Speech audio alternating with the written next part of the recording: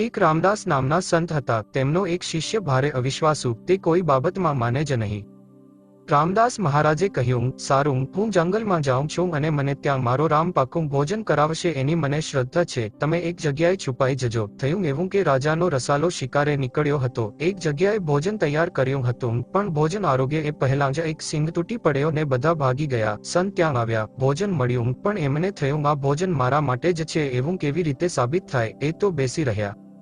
રાત પડી એટલે એક ડાકુની ટોળકી ત્યાં આવી. તૈયાર ભોજન જોઈને રાજી થયા, પણ એક જણે કહ્યું, સરદાર, આ ભોજન આપણે ખાઈએ ને કદાચ આમાં ઝેર હોય તો. સરદારે હુકમ કર્યો, પહેલા આ માણસને ખવડાવો, પછી આપણે ખાઈશું. અને સંતને ભોજન મળ્યું. પેલા શિષ્યએ આ ઝાડ ઉપર રહીને જોયું ને એને ખાતરી થઈ કે શ્રદ્ધા હોય તો બધું જ મળે છે, તેમ આપણે પણ જીવનમાં સફળતા મળશે. તેવી શ્રદ્ધા રાખી કાર્ય કરવું જોઈએ. જો તમે આ વાર્તાને બીજા લોકો સુધી પહોંચાડવા માંગતા હોય તો આ વિડીયોને લાઈક કરો, જેથી યુટ્યુબ આ વિડીયોને બીજા લોકો સુધી પહોંચાડે. અને વાર્તા સારી લાગી હોય તો અમારી ચેનલને સબસ્ક્રાઇબ કરો.